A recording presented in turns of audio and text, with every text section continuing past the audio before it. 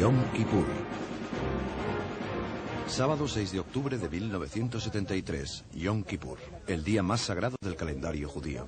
Las tropas judías estacionadas en la frontera, desguarnecidas durante los días santos, sufrieron un ataque por sorpresa de las fuerzas sirias y egipcias que contaban con un número de soldados 10 veces superior.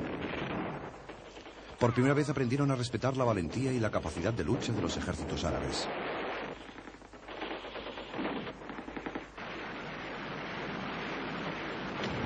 Particularmente las tropas egipcias, que se abrieron camino luchando en el Canal de Suez, donde obtuvieron un éxito espectacular y se enzarzaron luego en la batalla de tanques más grande y más cruenta del mundo desde la Segunda Guerra Mundial.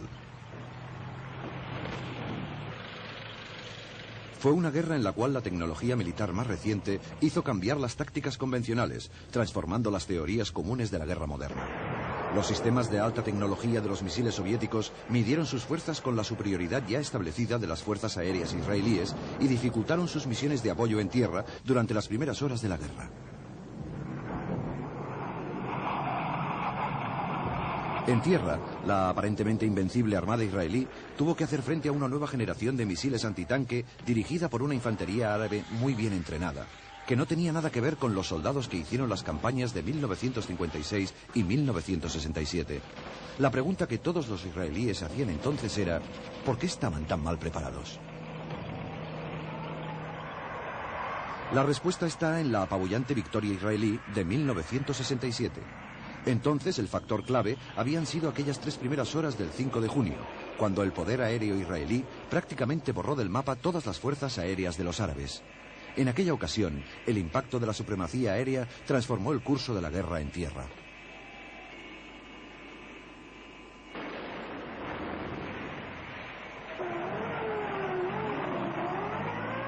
Desde entonces, la mayoría de los militares israelíes eran de la opinión que los árabes no se arriesgarían jamás a una confrontación a gran escala hasta que fueran capaces de competir en el aire.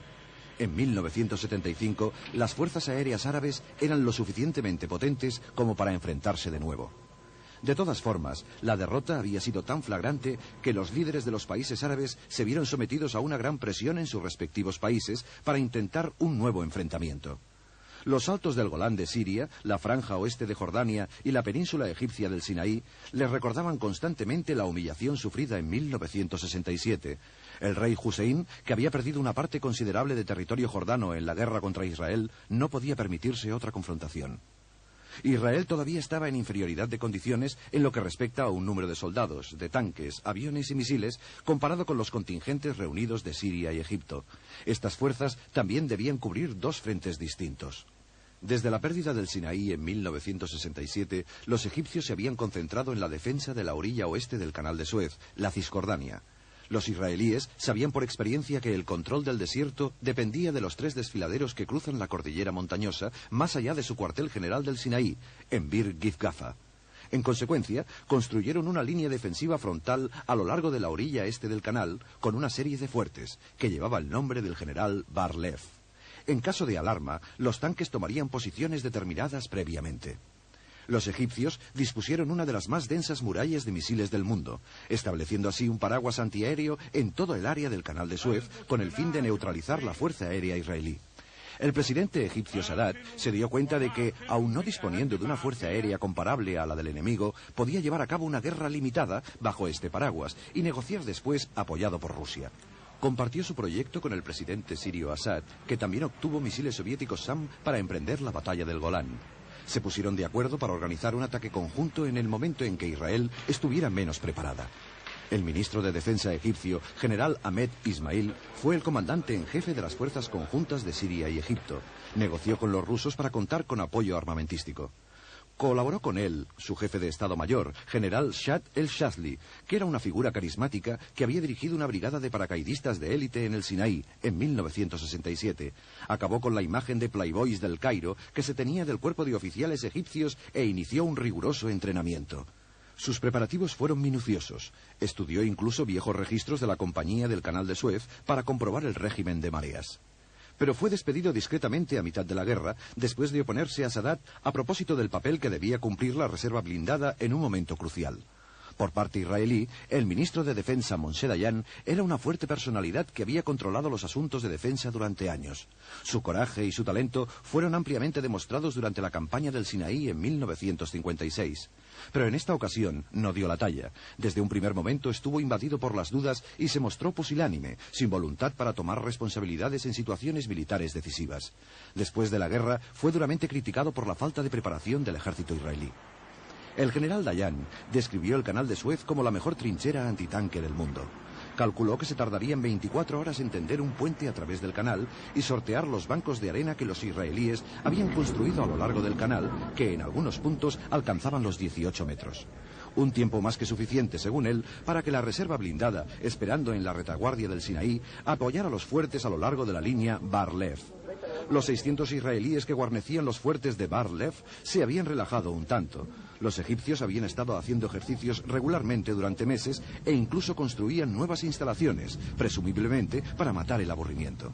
Pero todo eran distintos aspectos de un plan meticuloso que haría de la travesía del canal una hazaña militar de tintes épicos. Aquel octubre, los fuertes de Bar-Lev fueron ocupados por los reservistas de la Brigada Jerusalén en su servicio militar anual. Descubrieron la razón de aquel trabajo de construcción de los egipcios a las 2 de la tarde del día 6. Aparecieron rampas para tanques frente a sus posiciones. Los tanques se unieron a unas 1000 piezas de artillería en su ataque a la línea Bar-Lev, descargando toneladas de explosivos al tiempo que lanzaban un ataque aéreo sobre posiciones israelíes en el interior del Sinaí. Fue el principio de una operación técnicamente brillante que volvería a dar credibilidad a los ejércitos árabes. Los egipcios estaban tan orgullosos de su operación que meses después su tercer ejército realizó un simulacro de todo el ejercicio para las cámaras. Cientos de máquinas inundaron de humo la Cisjordania y el canal. Camuflados por el humo e invisibles para los israelíes, 8000 soldados egipcios empezaron a cruzar el canal en botes neumáticos, desembarcando en puntos intermedios entre los fuertes. En 1971, los israelíes habían experimentado con un método de echar petróleo en el canal desde un subterráneo, convirtiéndolo en una muralla de llamas. Los egipcios no se arriesgaron.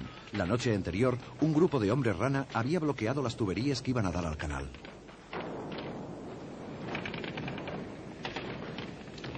Una vez la primera brigada había escalado el banco de arena y tomado posiciones, las unidades de búsqueda de tanques penetraron hacia el interior para aguardar el primer blindado israelí.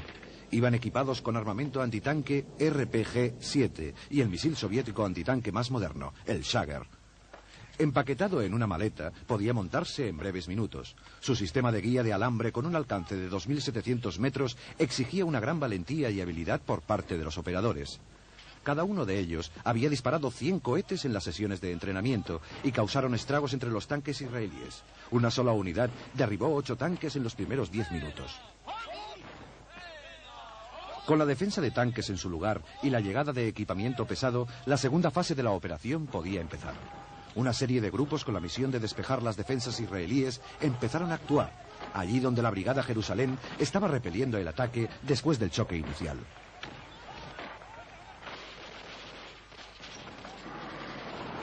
Más al sur, en los lagos amargos, se llevaba a cabo una operación anfibia. Los tanques y camiones de tropas del tercer ejército transportaron más hombres al Sinaí. Imitando las tácticas israelíes, transportaron tropas en helicóptero por detrás de las líneas defensivas y la 130ª Brigada Naval tenía órdenes de reunirse con ellos en el desierto. Fue el único fracaso de toda la operación. Los israelíes derribaron 14 helicópteros llenos de soldados y los supervivientes poco pudieron hacer.